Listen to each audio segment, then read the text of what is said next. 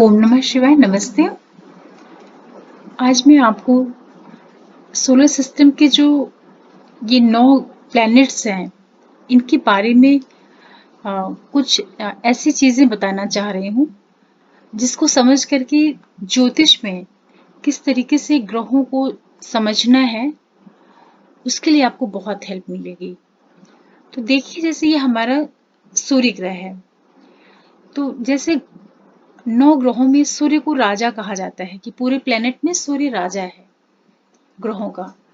तो आप ये देखिए कि सूर्य ग्रह कितना बड़ा और कितना चमकीला ग्रह है। चूंकि ये ग्रह इतना ज्यादा ये लाइट वाला ग्रह है कि ये अपने आप में ही बहुत ज्यादा स्ट्रेंथ और बहुत ताकत रखता है।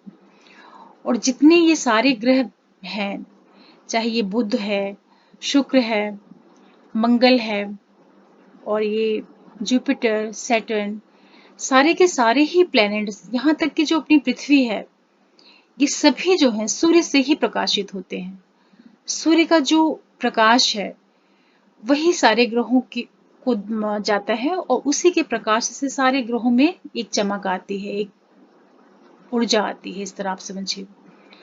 तो चूंकि सूर्य के सबसे पास का ग्रह बुध होता है, इसीलिए मोस्टली आप देखते होंगे कि अधिकतर हॉरोस्कोप में बुध अस्त मिलता है। अस्त का मतलब होता है कि कोई भी ग्रह जब सूर्य के बहुत पास होगा, तो चूंकि सूर्य का प्रकाश बहुत होता है, इसमें बहुत ज्यादा तेज होती है, बहुत लाइट होती है, तो इसके जो बहुत पास आएगा उसको ये दबा देता है, जला देता है, या ये कह लीजिए कि उसको अस्त कर देता है। उसको थोड़ा सा वो सूर्य चूंकि इतना पावरफुल है, तो किसी भी बहुत पावरफुल व्यक्ति के पास भी जैसे कोई व्यक्ति रहता है तो उसकी आभा कम हो जाती है।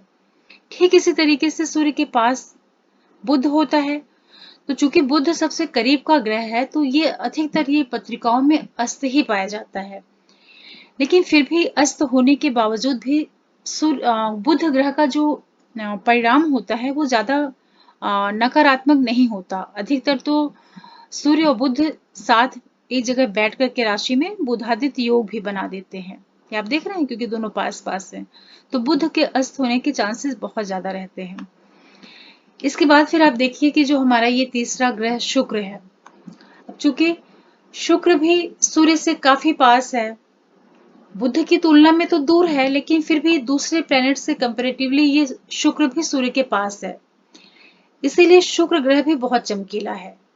शुक्र ग्रह भी जो है बिल्कुल चमकीला ब्राइट प्लैनेट है। इसलिए जिसकी भी कुंडली में शुक्र बहुत अच्छा होता है तो वो पत्रिका भी बहुत अच्छी मानी जाती है, क्योंकि वो भी तरीके से बहुत पावरफुल, बहुत प्रकाशवान एक ग्रह उसमें शुक्र के रूप में आ जाता है। तो शुक्र भी पत्रिका में जब अपने पाथ पे मूव करते हुए सूर्य के पास आएगा तो वो भी अस्त हो जाता है। इसलिए आपने अक्सर देखा होगा कि बहुत सी पत्रिकाओं में शुक्र भी अस्त मिलता है। इसके बाद फिर पृथ्वी आती है, तो पृथ्वी पे तो सूर्य का प्रकाश आता है, इसी की वजह से तो यहाँ पे दिन हो जाती है। और जो भी हमारे पृथ्वी पे जीवन है वो सूर्य ग्रह की वजह से ही है। यदि सूर्य का प्रकाश पृथ्वी पे नहीं पहुंचे तो आप ये समझिए कि यहाँ पे जीवन भी संभव नहीं हो, क्योंकि पृथ्वी का अपना खुद का तो प्रकाश है नहीं। या जितने भी प्लैनेट्स हैं, चाहे वो मरकरी हो, शुक्र हो, मंगल हो, गुरु, सैटर्न, कोई भी ग्रह हो, ये सभी ग्रह सूर्य के प्रकाश से ही प्रकाशित होते हैं। इसीलिए जो है सूर्य को ग्रहों में राजा कहा जाता है, और जो राजा है वो बहुत ताकतवर होता है। तो इसी तरीके से आप प्लैनेट्स को भी समझिए। आपने इन चारों को समझ लिया, सूर्य, बुध, शुक्र और अर्थ को। अब इसको देखिए मंगल को।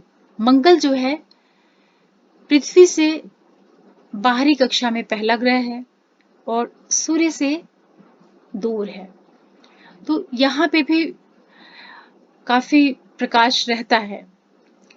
मंगल ग्रह पे भी कंपेरेटिवली शुक्र के और बुध के तो कम है, लेकिन फिर भी मंगल प्लेनेट भी जो है काफी स्ट्रॉन्ग प्लेनेट होता है।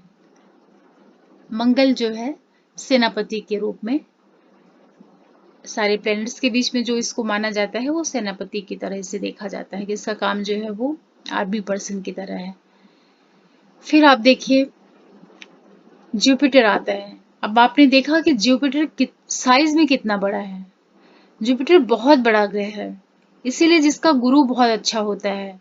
आप इसको देखिए कि फिजिकल जो एग्जिस्टेंस है प्लैनेट्स का, आप देख रहे हैं पिक्चर में, जो ग्रह जितना बड़ा है उसका इफेक्ट भी जैसे पत्रिका में उसी हिसाब से, हॉरोस्कोप में उसका रिजल्ट भी उसी के अकॉर्डिंग आ जाता है। तो जुपिटर प्लैनेट जो है काफी साइज में, आकार में बहुत बड़ा है।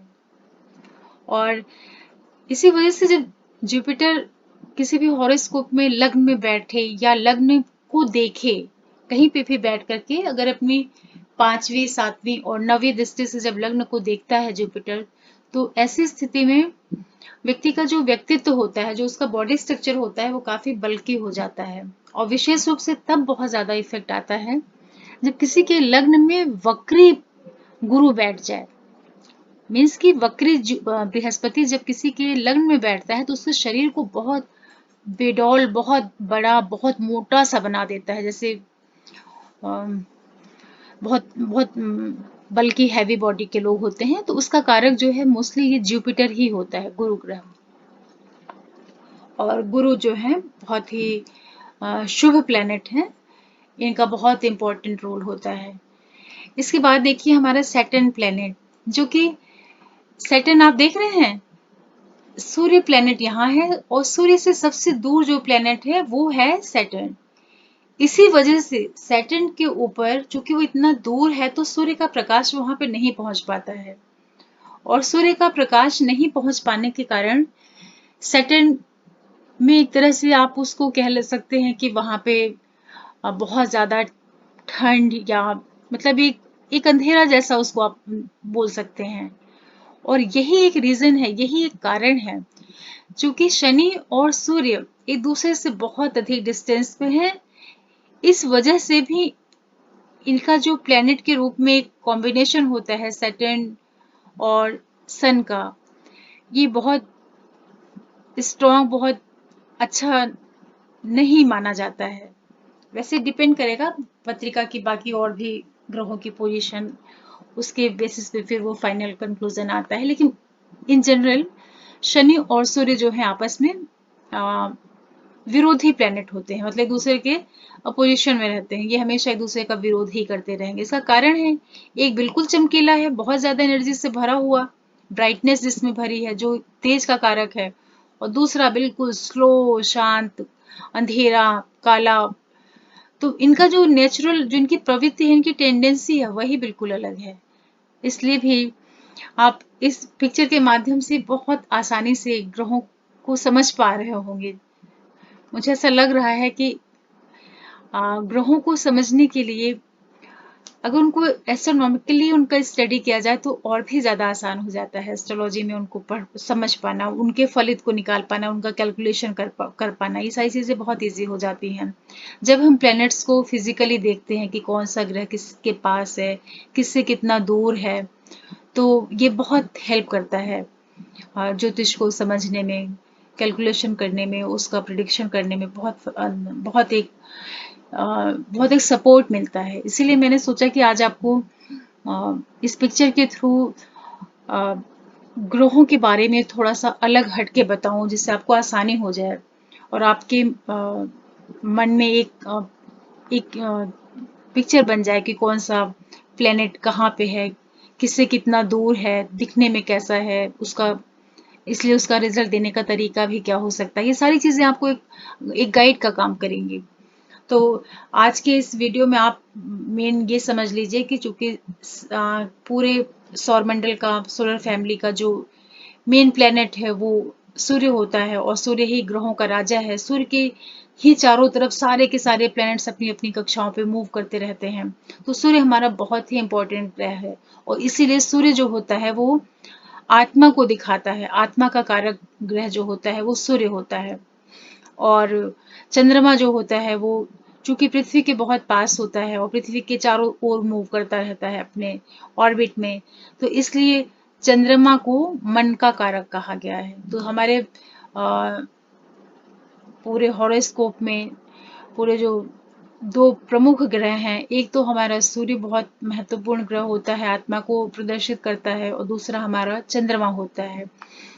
सभी ग्रहों का अपना अपना महत्व है, कोई भी ग्रह ये नहीं कह सकते हैं कि उनका इम्पोर्टेंस नहीं है, लेकिन किसी भी पत्रिका में जब सूर्य की स्थिति अच्छी हो, मतलब कि उस आत्मा से मजबूत हो, और मन की चंद्रमा की स्थिति अच्छी हो, तो वो पत्रिका, वो जातक जो है, वो इंडिविजुअल मन से बहुत स्ट्रांग हो जाता है। इसके बाद अगर उसका गुरु जुपिटर भी अच्छी स्थिति में है, तो उसकी जो एक जिसको बोलते हैं, उसका ज्ञान, उसका इंटेलेक्चुअल लेवल पे जो व्यक्ति होगा, उसकी जो प्रवृत्ति होगी, वो सारी चीजें अगर अच्छी हैं, तो ऐसा आदमी कितनी भी विपरीत स्थिति हो, उसमें भी अपने आप को बहुत अच्छे से स्टैंड करता है और बहुत अच्छे से अपने लाइफ को सरवाइव करने में सक्षम होता है।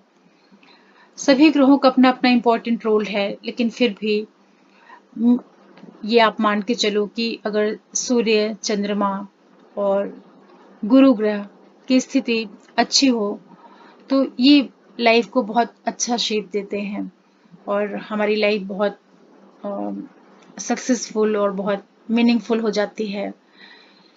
इसके अलावा सैटर्न ग्रह है, मैं इसके बारे में भी आपको थोड़ा सा संक्षेप में बता दूं। सैटर्न बहुत दूर होने की वजह से, सन से बहुत दूर होने की वजह से, ये बहुत स्लो मूविंग प्लेनेट कहा जाता है। स्लो मूविंग मीन्स कि इसकी जो चाल है वो बहुत बहुत ज्यादा ये धीरे धीरे चलता है।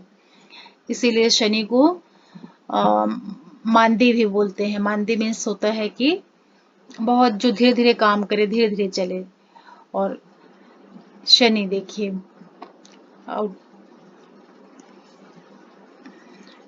और मंगल ग्रह जो आप है इसको देख रहे हैं ना, ये रेड कलर का प्लेनेट होता है। ये बहुत एक तरीके से इसमें बहुत ज्यादा तेज, बहुत एग्रेशन होता है मंगल प्लेनेट में।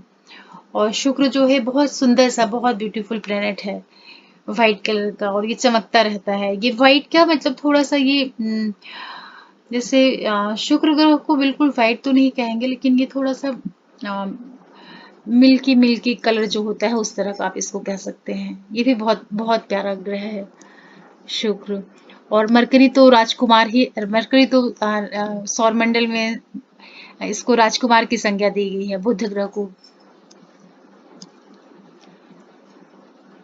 सूर्य राजा हो गया, बुध जो है राजकुमार, और शुक्र जो है ये, इनको आप क्या कहेंगे, शुक्र भी एक तरीके से ज्ञान के कारक हैं।